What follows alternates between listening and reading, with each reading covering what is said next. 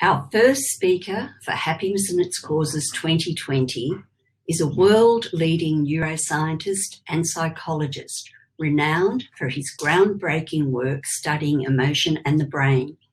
He's a close friend and confidant of His Holiness the Dalai Lama and was named by Time magazine in 2006 as one of the 100 most influential people in the world.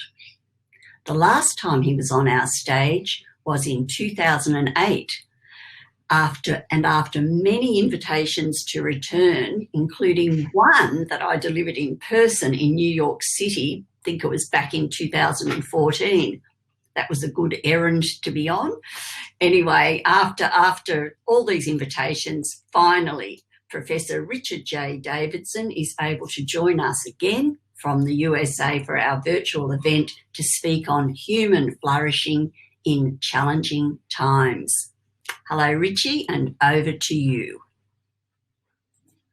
Thank you so much, Beth, and thank you for putting this meeting on in these challenging times and for all you're doing to promote human flourishing on the planet. We need this today more than ever before. It's really an honor to be with all of you today to share a little bit of insight from our work and to consider how this may be especially important during these times. I am a neuroscientist by training, and when I first began my career, I was interested in why is it that some people are more vulnerable to life's slings and arrows, and why others are more resilient, and how we might nurture the qualities that can increase resilience to help us adapt to challenging circumstances. And this question today is as relevant, perhaps even more relevant than it was when I first began.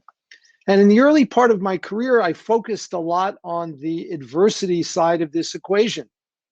I focused on stress, on depression, anxiety, on fear. And then in 1992, I met His Holiness the Dalai Lama for the first time. And His Holiness challenged me. And he said, why can't we use the same tools of modern neuroscience that we've been using to study stress and anxiety and depression? Why can't we use those same tools to study kindness and to study compassion? And that was the beginning of a wake-up call for me to focus more on the positive side of the equation. When I was a student of psychology and neuroscience, we were taught to look at people and to try to figure out what's wrong with them. And what His Holiness was really asking us to do is to completely turn this on its head, to look at people and try to see what's right with them, and then to nurture those qualities which could be enormously helpful, particularly during times like we have today. The radical and simple conclusion that we've been led to from more than 30 years of work can be summed up in a really simple sentence that is 3 words, and that is that well-being, it's a little more than 3 words, well-being is a skill. Well-being is a skill, and it's a skill fundamentally no different than acquiring other skills. And we know that there are certain kinds of expertise that we can acquire that can only be acquired through practice. For example, we cannot learn to play a musical instrument by attending lectures and by reading books. We must also practice.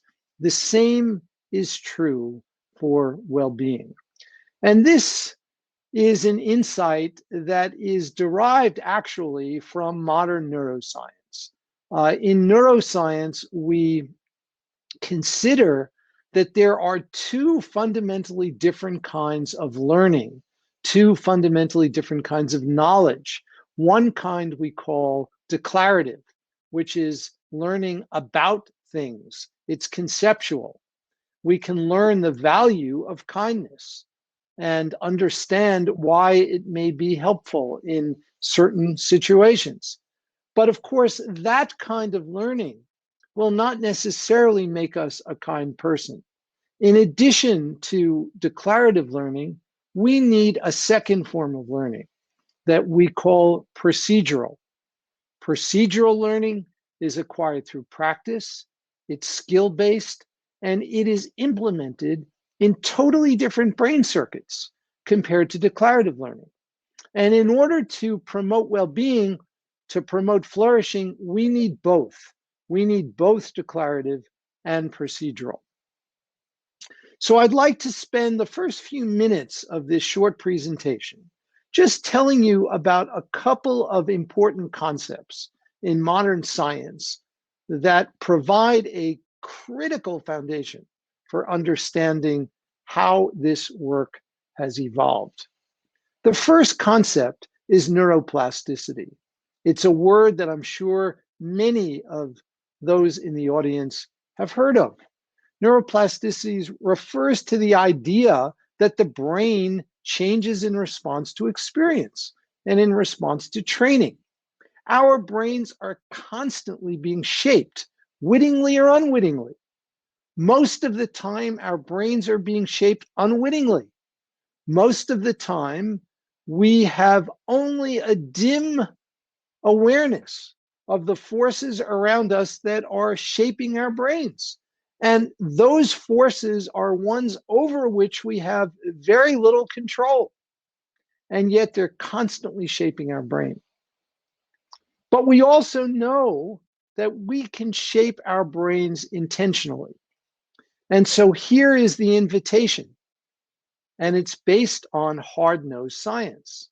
And that is that when we nurture positive qualities of our mind, it turns out that our brains change. And the changes that occur in the brain enable those qualities to endure over time. A few years ago, I co-authored a book with Dan Goleman, my dear old friend.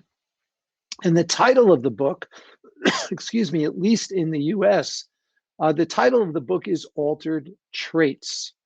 Altered traits is a play on altered states, and it refers to the idea that genuine transformation persists across contexts and over time. Genuine transformation is enduring. And so we are interested in practices that include both declarative and procedural learning that have the potential of leading to enduring change. So neuroplasticity is one of the critical underlying mechanisms, if you will, of well-being as a skill. The second is the equivalent of neuroplasticity in the realm of genomics. And this is what scientists refer to as epigenetics. Epigenetics is the science of how genes are regulated. Each of us is born with a sequence of base pairs that constitute our DNA. And for the most part, for most people, that sequence won't change. It will remain constant over the course of one's life. But it turns out that genes have what we might think of metaphorically as little volume controls. These are mechanisms which regulate the extent to which a gene is turned on or turned off. And we know that these epigenetic mechanisms are highly variable and are subject to environmental influence, and also they are associated with our demeanor. Let me give you a couple of examples. We know, for example, that the way a mother behaves toward her offspring will induce epigenetic changes in the offspring. And those epigenetic changes affect the experience, the behavior, the brain chemistry, and even the brain structure of those offspring. And so these are mechanisms that regulate the extent to which different genes are turned on or turned off, and they have profound effects on our mind, our brain, and our body. Moreover, modern research, this is research that's quite recent, indicates that these epigenetic changes, at least some of them, can be passed on for at least a couple of generations. And so this is not fringe science. This is mainstream science. And we know that epigenetic mechanisms can be harmful and they also can be helpful. If you're exposed to trauma, we know that trauma can induce epigenetic changes, which also can be passed down from one generation to the next.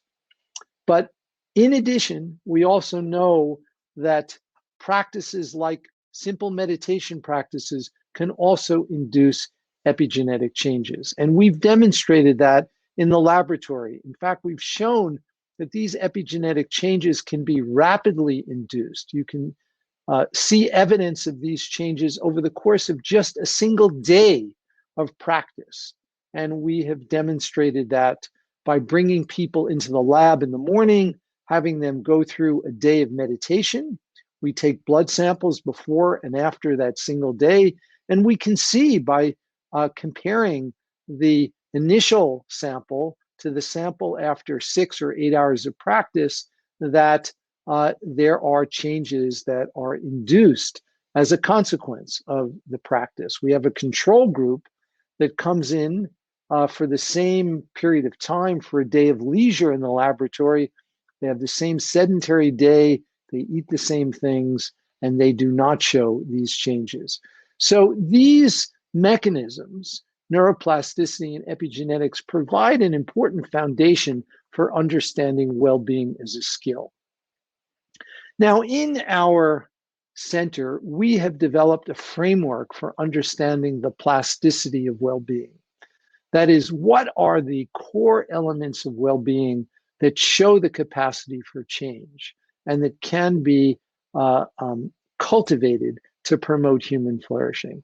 And I'd like to name these 4 and then talk a little bit more extensively about 1 or 2 of these. The first we call awareness. And awareness is where you would put mindfulness, and it involves our unique capacity to regulate our attention, and also another capacity that's so important that psychologists and neuroscientists call meta-awareness. Meta-awareness is knowing what our minds are doing. Now, to many viewers, this may sound a little strange. Don't we all know what our minds are doing? Well, let me give you an example that I think is a common one. Certainly, I've experienced this. And let me ask you, how many of you in the audience have had the experience of reading a book where you read each word on a page, and you may read one page, you may read a second page, and after a few minutes, you have absolutely no idea what you've just read. Your mind is somewhere else. That's an example of a lapse in meta-awareness. But the moment you recognize that your mind is lost, that's a moment of meta-awareness. You can bring your mind back to the present moment. Research indicates that the average adult spends a very large percentage of her or his daily life actually not paying attention to what they're doing. A study that was published 10 years ago that involved more than 3,000 adults in different parts of the world found that the average adult spends 47% of her or his waking life not paying attention to what they're doing. That's an incredible number. And I have the conviction that we could do better. So the first pillar of well-being is awareness. The second pillar is connection. Connection is about the qualities that promote healthy social relationships, qualities like appreciation, gratitude, kindness, and compassion. During this time of the pandemic, spending a few moments each day intentionally cultivating appreciation, reflecting on the people who are helpful to you and to others during this time can be enormously important. It is an elixir for the mind and the heart. And so even taking a few moments and cultivating these qualities associated with connection can be really beneficial. The third element of well-being or constituent is insight. Insight is about self-knowledge.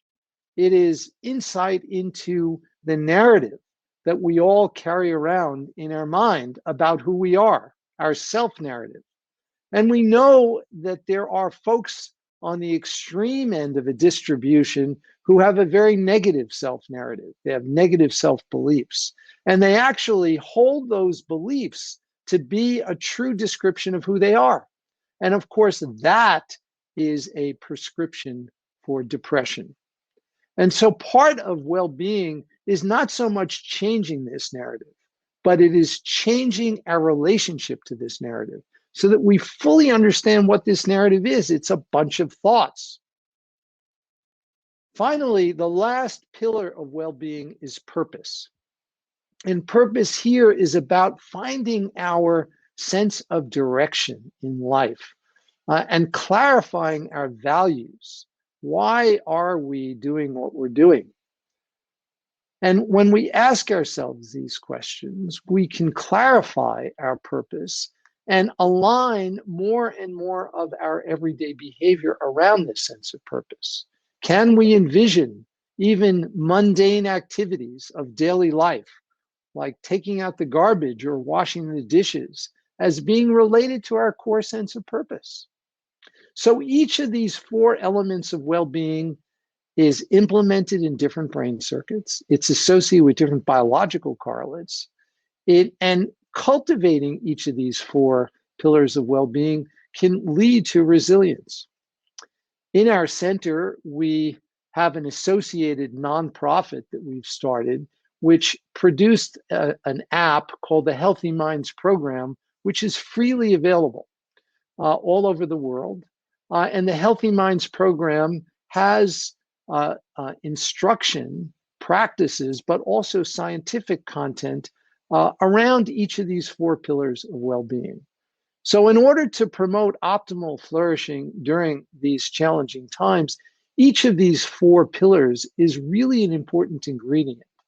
It's not just mindfulness. It's not just any one of these things. It's really a balance among all of them.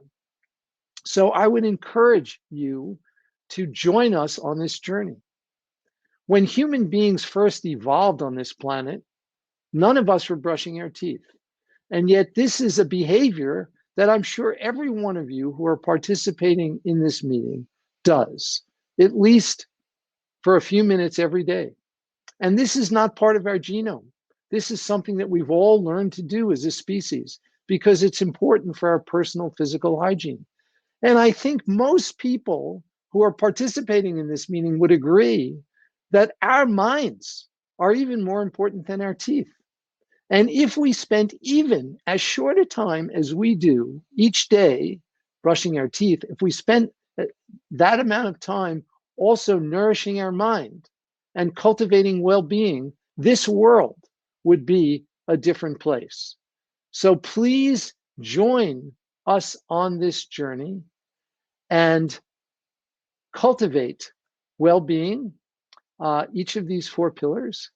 And you can go to the website tryhealthyminds.org to learn more about this work and also to join us on this journey. So thank you all so much, and I appreciate your attention.